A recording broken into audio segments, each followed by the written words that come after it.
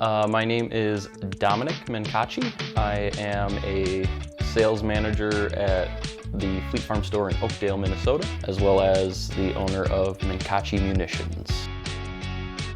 I have been gunsmithing since about 2020. That's when I enrolled in the program. I graduated 2022. Did some kind of gunsmithing work on the side here and there, and then I started my business in like the end of 2024. Most of my experience comes from my time up at Pine Technical, where I got my associate's degree in gunsmithing and firearms technology. But I learned how to clean guns and stuff early on. When I'd go shooting with my dad, he never really ever cleaned any of his guns, and a lot of his he got from his grandpa, who didn't really clean them. So I kind of took on the task of taking them apart and cleaning them, stuff like that. Kind of very early on knew I wanted to do gunsmithing. I'd say as early as probably middle school. I remember in my college and career readiness classes,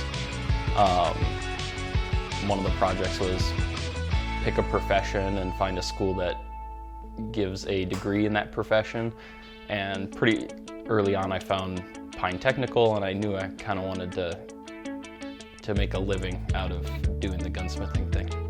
First firearm I worked on, it would probably be my dad's Ruger Mark II 22 pistol. Worked on is kind of a strong word, I'd say, but I remember him bringing me to the range when I was probably about 13, and we shot it, and it was jamming, and I asked my dad, why is it jamming like this? And he goes, well, it probably needs to be cleaned. So I asked him, well, do you want me to clean it? And he said, sure, I've never cleaned it. And so then I looked up a YouTube video on how to take it apart, clean it, and I was just really interested with how everything worked on the inside, and kind of took off from there. Safety for me, the biggest part is just following the 4 rules of gun safety. Keep your finger off the trigger until you're ready to fire. Treat every firearm as if it's loaded. Don't aim the firearm at anything you don't intend to destroy, and know what is beyond your target. So biggest thing is gun walks in the door, first thing I'm doing, making sure magazine's out, action's empty. But also, even though the gun is unloaded, not pointing it at the customer and things like that.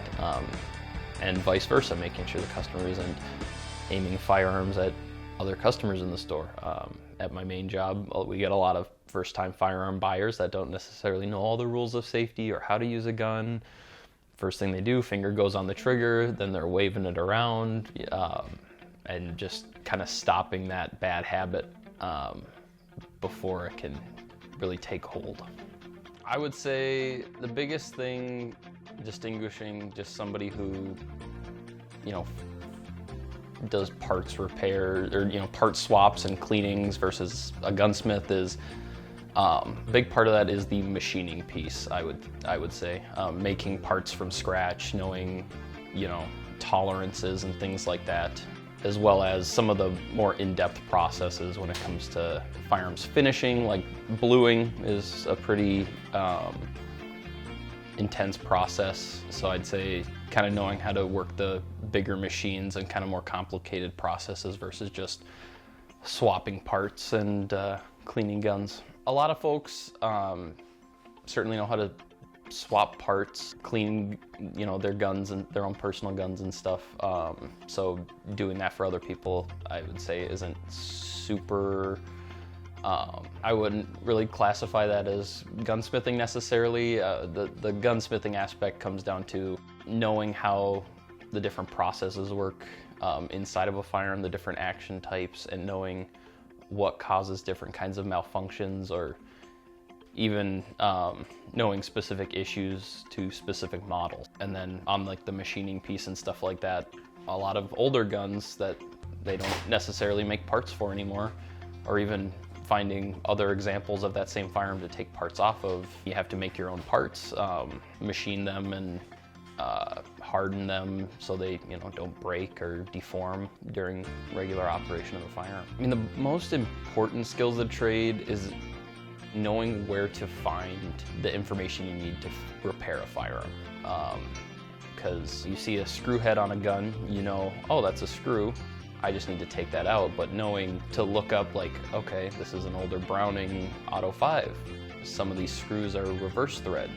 So, you know, you don't want to try and loosen it to the left and then you're stripping out screws and stuff like that. But also, like, you know, looking at a gun, older, probably like military surplus gun that might not necessarily have all the markings that you'd see on a modern firearm, like some older Mosins and stuff.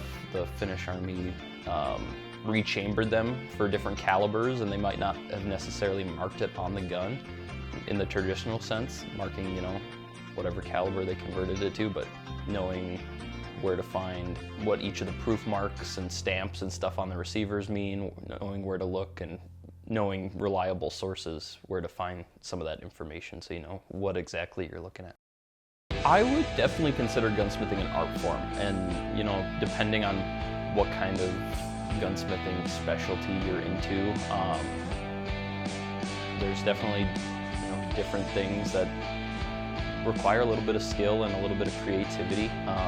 The one I know my kind of specialty, what I like to do is build firearms from popular media. So whether it's video games, movies, TV shows, being able to find the correct parts and, you know, get it looking exactly how it does in that piece of media and have kind of that exact copy. That's what I like to do.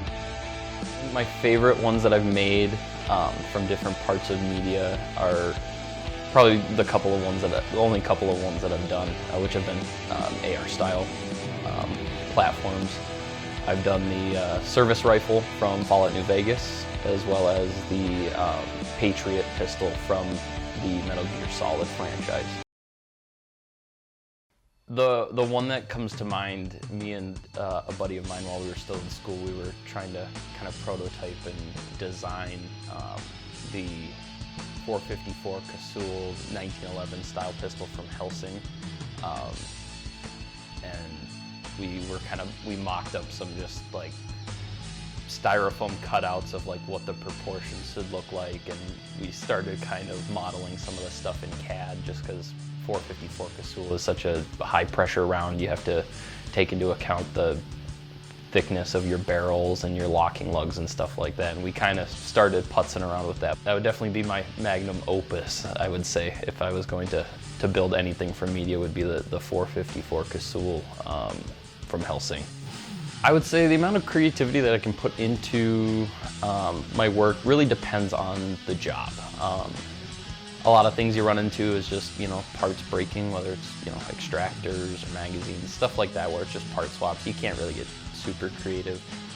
When you get into, you know, custom builds, some of the different finishes and stuff like that, when it comes to like painting or like hydro dipping and stuff like that.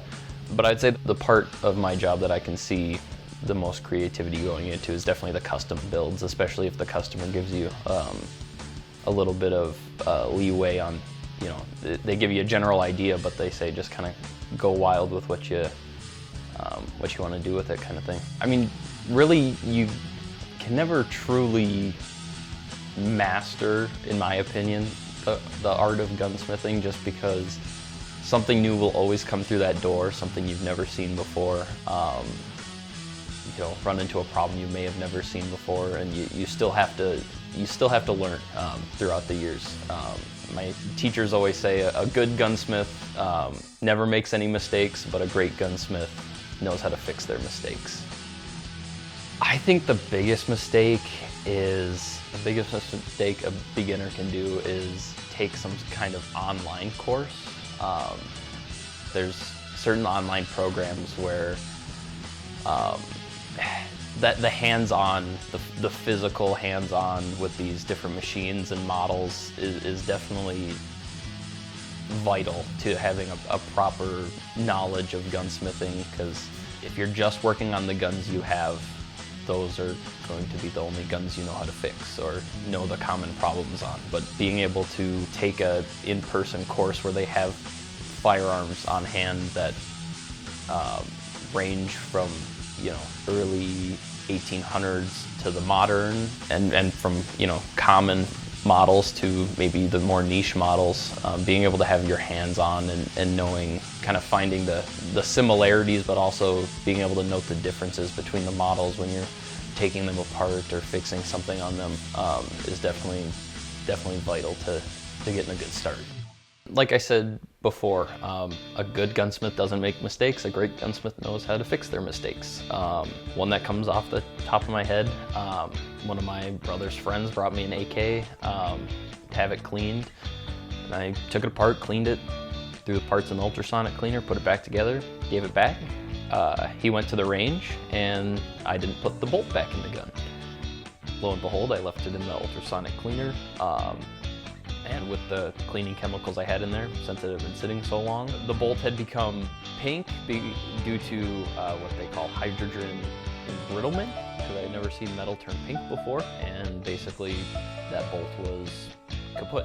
So I had to buy a new bolt, fit, and re-headspace the firearm, and you kind of just have to, it was my mistake, so I paid for the parts. I didn't charge them for labor, I just fixed it. Everybody's human, everybody makes mistakes, but just knowing how to fix those mistakes and taking care of the customer ultimately. I think my perception of the profession has definitely changed. A lot of it is, just fixing people's working guns, like where we're at here in Minnesota, a lot of hunters, so a lot of it's, hey, I lost a magazine for this gun. They don't make this gun anymore. Where do I find a magazine? Okay. Or the extractor came out of my gun. My gun won't eject the spent shells. Can you fix that? So, you certainly get some jobs where it's, cool, fun, custom stuff, but a lot of it's just, getting stuff working back to the way that it did. Gunsmithing has definitely become a lost art. There's less and less gunsmiths every year. A lot of gunsmiths are older, and fewer people are going into the craft. The days of you have to basically custom make a part if you can't find it on a shelf in a store. Now we have the internet, and these parts are all over the place. You don't necessarily have to make something from scratch. You can just order it online and it ships to you within a week or something like that. I think I'd absolutely want to go into manufacturing, especially with my niche being kind of building guns from media and stuff like that, or doing builds to make things look like something from a show, a movie, or a video game. I'd love to make my own and sell them, but at this point, most of the work that I'm solicited for is just kind of repairs and stuff, but I definitely like to get into it. There's people have different viewpoints on guns. That's certainly no secret. But just being able to have an open mind.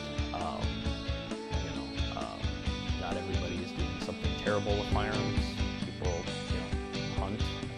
They shoot recreationally in a safe, designated range. Sometimes they just carry for personal protection or have one in the home for personal protection.